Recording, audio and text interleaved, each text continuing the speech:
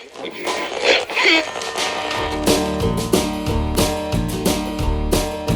run off and took her only chicken. When I broke jail, the house was burnt and bare.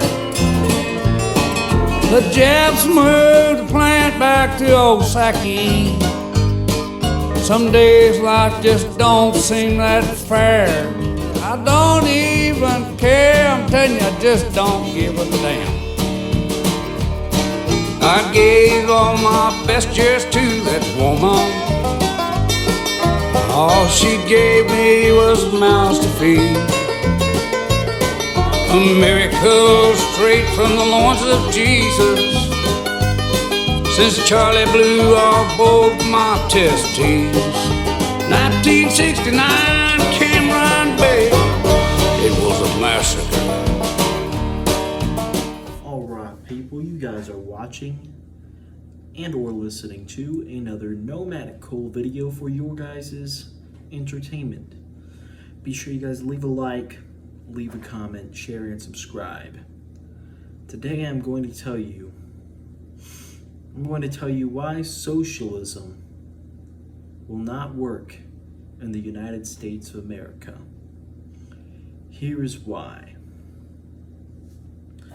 So, many groups in left-wing circles are calling for bringing in socialism to America.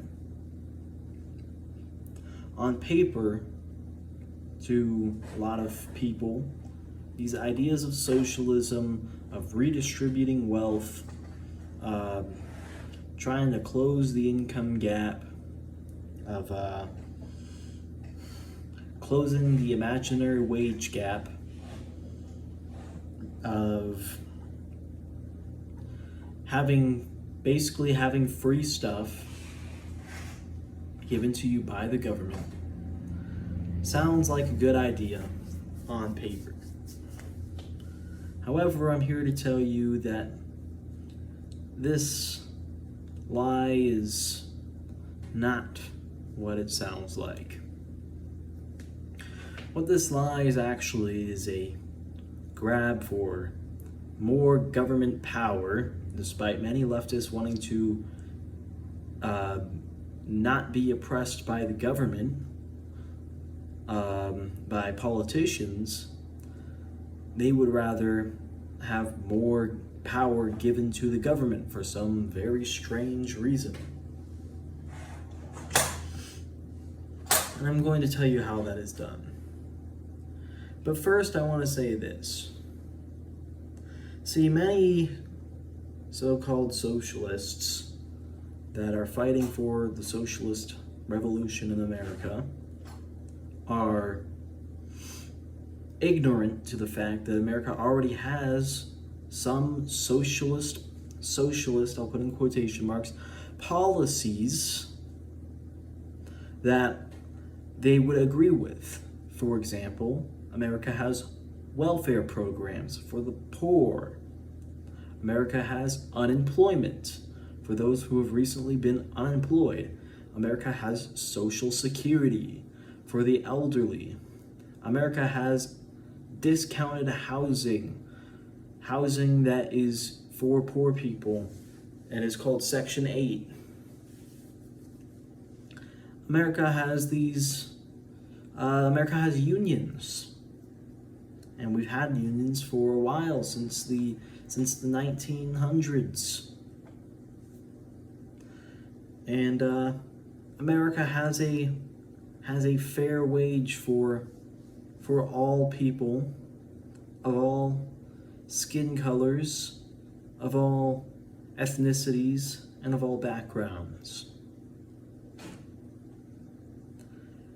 Now here's the thing that really pisses me off about a lot of these socialists that think that their policy will work, which it will not.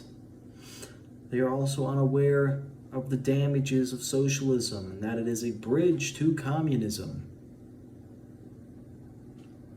What they are unaware of is the countries like Venezuela, like Cuba, like Soviet Russia, like the Communist Republic of China, like North Korea, like Vietnam, like Laos, like, it's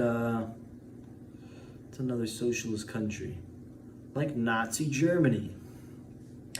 And before the Redditor who says, well, Nazi Germany wasn't real socialism, it was National Socialism. Nazi Germany essentially went by the same ideals of socialism. The only difference is that private companies were allowed. And by private companies, I mean private companies. In these private companies, they were under watch by SS officers, and they had to give all wealth that is brought in by the companies, and majority of time the materials produced by these companies, since they were in a time of war, to the Gestapo SS, in which case that would be used for the war effort in World War II to push the Nazi ideology and agenda, which is essentially what socialism would do. The idea of socialism is to deprivatize all corporations or all companies and to give all those companies to the government. The government would control the means of production. A lot of socialists don't understand that concept, which is pretty funny given they research so much about this, but yet they know so little about the damage that socialism can cause and the power that it gives the government. This, of course, would not work well in the United States. As you know, the United States is a democratic republic, basically meaning that we elect our politicians. More specifically, a constitutional democratic republic, because we follow a constitution. This is not what socialism or most socialist countries follow. They mostly do not elect their politicians. This, of course, would anger a lot of people.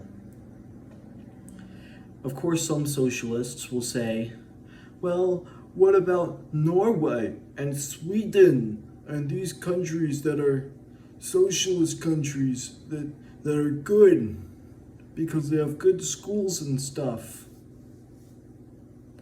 Let me tell you this, these countries, first of all, have basically just became socialist countries.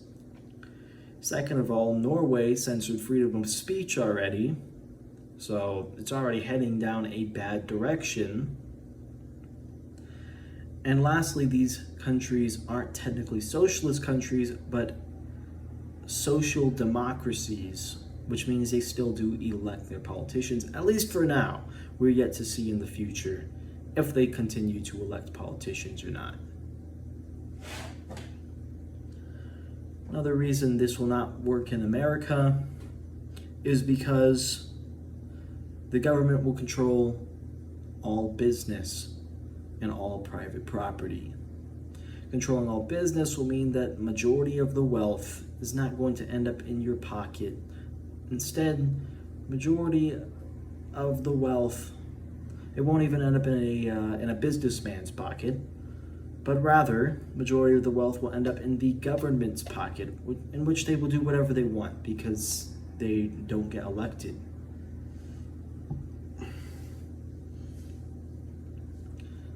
Because they aren't elected, they do whatever they want. They kill whoever they want, they start whatever war they want, and they don't care what you have to say about it. And of course, that would piss off a lot of people off. A lot of people think of the glory of socialist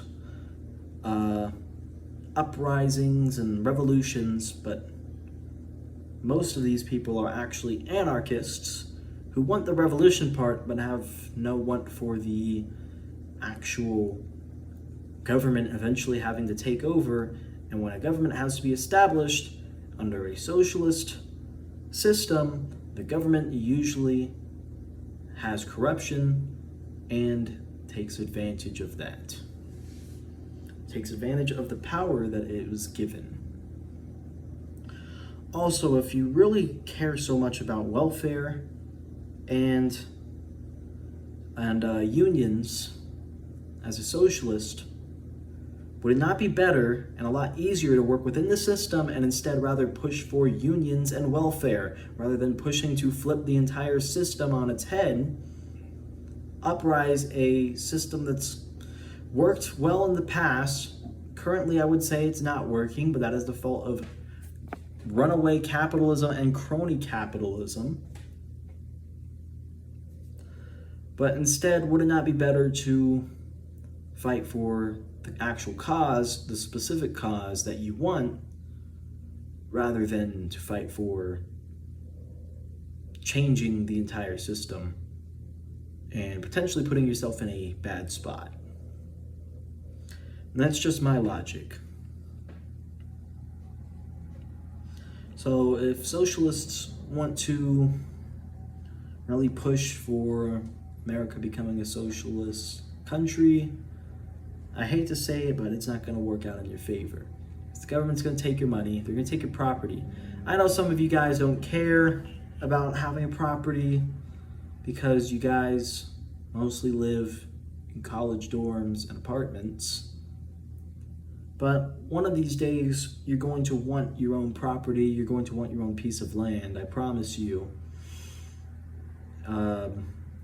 To be paid back for all your hard work. And if the government won't give you that land, if it is a socialist country. I believe I had some final thoughts for this as well. See, in the end, America is much better off as a democracy.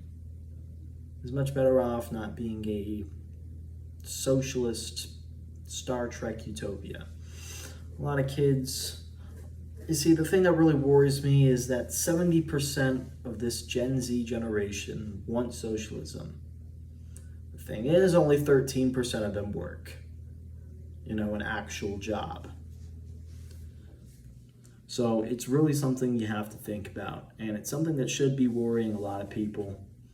And I hope that if a socialist comes across this video, that it changes their mind to think in a different light and refocus their ideals. Thank you. Goodbye.